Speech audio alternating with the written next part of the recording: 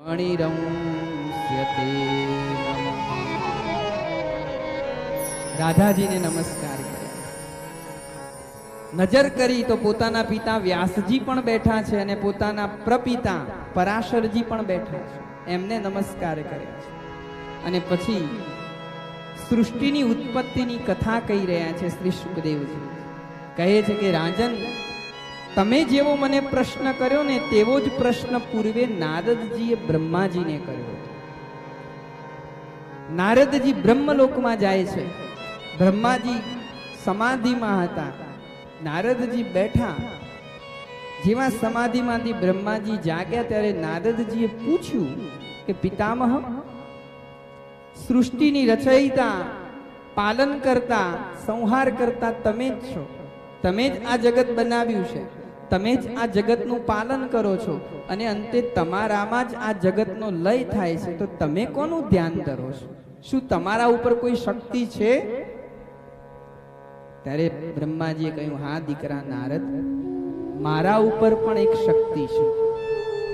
કોણ? કહ્યું, નારાયણ. બેટા, એના આદેશથી અને એની શક્તિથી હું આ સૃષ્ટિનું સર્જન કરું છું, બાકી મારી કોઈ શક્તિ નથી. નારાયણ? હા. સાંભળ દીકરા, હું તને એ વાત કરું. અને નારદજીને બ્રહ્મા કહે છે કે પૂર્વે કંઈ જ નહોતું, કેવલ બ્રહ્મ હતો. હવે અહીંયાથી ફિલોસોફી ચાલુ થાય છે, તત્વજ્ઞાનની વાત છે. થોડાક સજાગ બની અને સાંભળીશું તો આનંદ આવશે. કેવલ બ્રહ્મ હતું. અહીંયા બ્રહ્મ હતો એવું નથી કીધું, કે બ્રહ્મ હતી એવું પણ નથી કીધું. શું કીધું? બ્રહ્મ હતું. મતલબ બ્રહ્મ ન તો પુરુષ છે ન તો સ્ત્રી છે, નપુંસકલિંગ છે. બ્રહ્મ એટલે કોણ? નિર્ગુણ, નિરાકાર, ચૈતન્યનો ઓગ, ચૈતન્યનો મહાસાગર, એને કહેવામાં આવે છે બ્રહ્મ. એ બ્રહ્મની અંદર ઈચ્છા થઈ. શું ઈચ્છા થઈ? હું એક છું, અનેક થાઉં. ભગવાનને વિચાર આવ્યો કે હું એક છું, અનેક થાઉં. અને એ ભગવાનનો વિચાર આવતાની સાથે જ એની અંદરથી પ્રકૃતિએ જન્મ લીધો. જુઓ, વિચારો કરવા તો કેવા કરવા, ભગવાનનો વિચાર જુઓ કેટલો સુંદર છે. A man is a bundle of thoughts કહ્યું છે કે માણસ બીજું કઈ નથી, વિચારોનું પૂતળું છે. યાદ રાખો, આપણું કેરેક્ટર આપણા વિચારોથી બને છે. જેવો આપણો વિચાર હશે તેવો જ આપણો ભાવ હશે.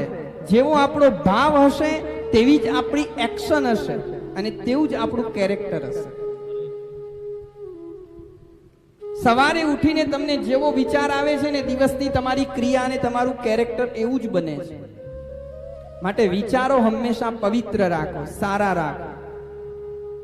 વિચાર બગડ્યો તો જીવન બગડવાનું જ છે. અને સારા વિચારો સત્સંગથી જ આવશે, બીજો કોઈ રસ્તો નથી. ભગવાને વિચાર કર્યો કે હું એક છું, અનેક થાઉં. અને પ્રકૃતિનો જન્મ થયો. આ પ્રકૃતિ 3 ભાગમાં વેચાયેલી હતી: સત્વગુણ, રજોગુણ અને તમોગુણ. ત્રિગુણાત્મક પ્રકૃતિ હતી. એ 3 ગુણ એકબીજામાં ભળી ન શક્યા. ભગવાને વિચાર કર્યો હવે શું કરવું? એટલે ભગવાને એમાં ગર્ભાધાન કર્યું. પ્રકૃતિની અંદર કાલ નામનું એક ચોથું તત્વ ભગવાને નાખ્યું. એટલે એમાંથી મહત તત્વ ઉત્પન્ન થયું. અને મહત તત્વ ઉત્પન્ન થતાની સાથે જ 3 અહંકાર ઉત્પન્ન થયા: તામસ અહંકાર, રાજસ અહંકાર અને સાત્વિક અહંકાર. આ 3 અહંકારો ઉત્પન્ન થયા.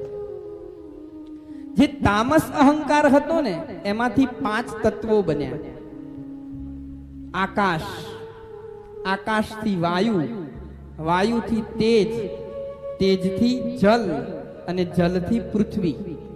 આ શામાંથી બન્યા? તામસ અહંકારમાંથી બન્યા. આકાશ ખરું, પણ એની તન્માત્રા આપી. ઓળખવું તો પડે ને, આકાશની ઓળખાણ કેવી રીતે થાય? તો એની તન્માત્રા આપી. આકાશની તન્માત્રા આપી શબ્દ.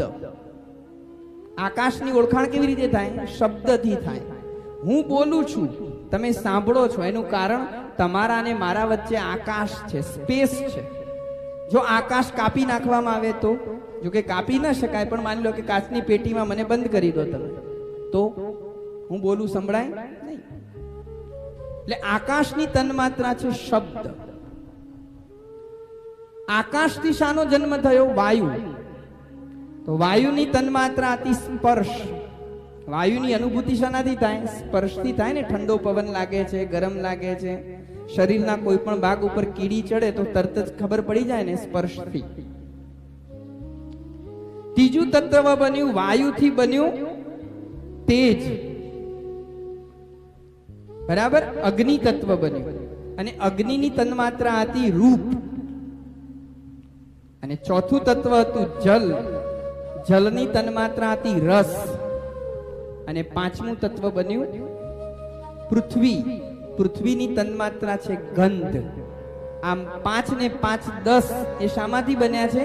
તામસ અહંકારમાંથી બન્યા છે. બીજો આવ્યો રાજસ અહંકાર. રાજસ અહંકારથી શું બને છે? તો કયું? આકાશ ખરું. આકાશની તન્માત્રા શબ્દ ખરી, પણ શબ્દને સાંભળવા માટે શું બનાવી? કર્ણેન્દ્રિયો, કાન બનાવ્યા, જેનાથી જ્ઞાન થાય.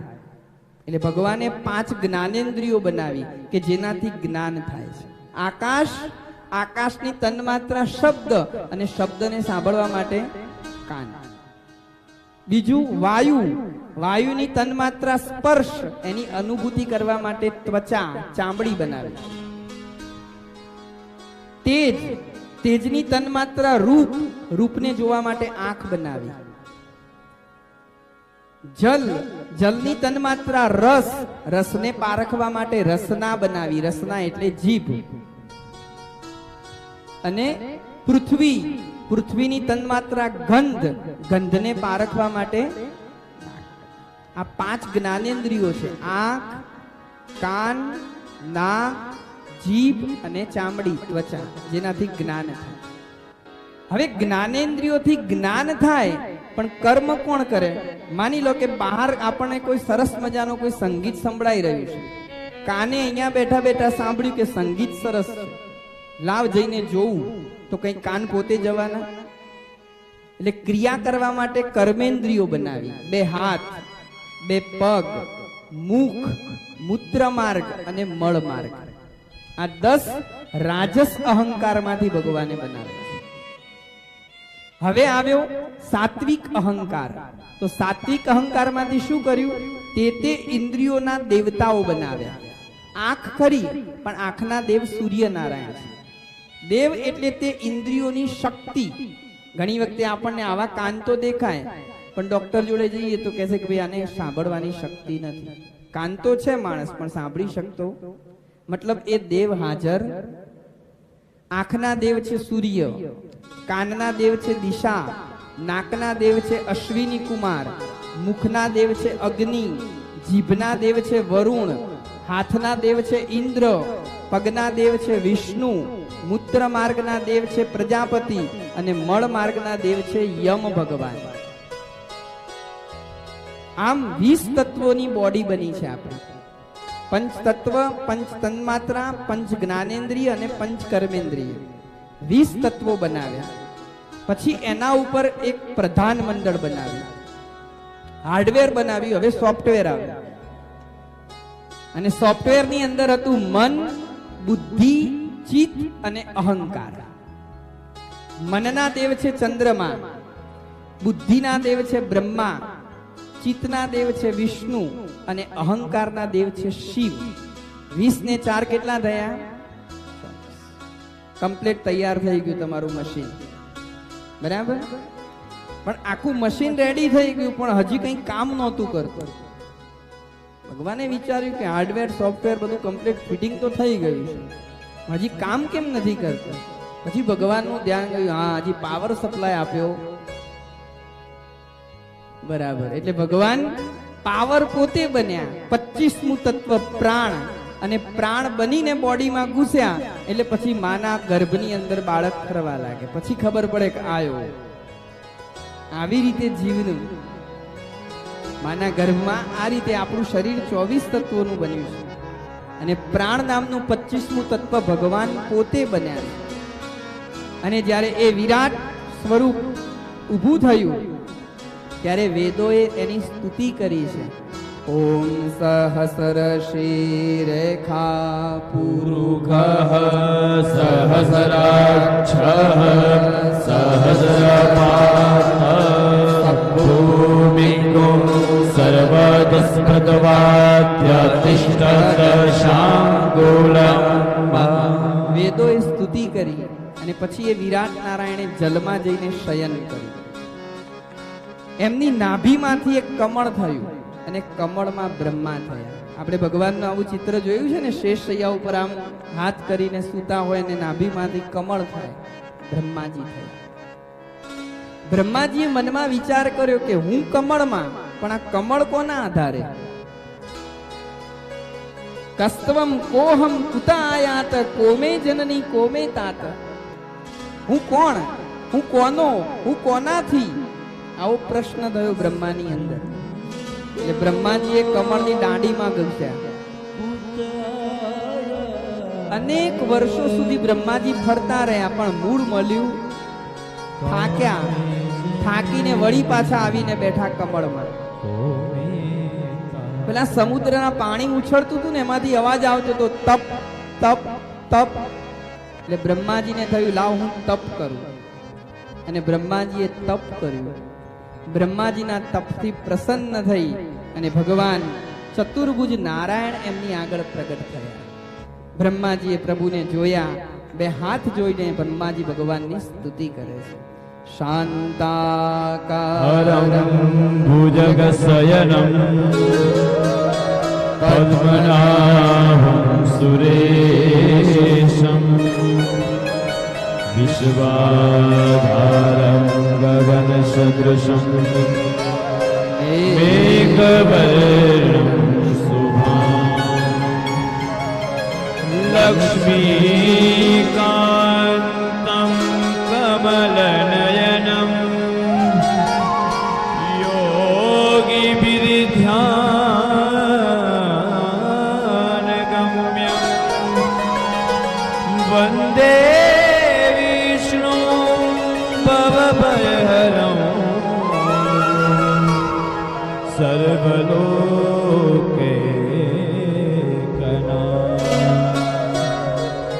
બ્રહ્માજીની સ્તુતિથી ભગવાન પ્રસન્ન થયા.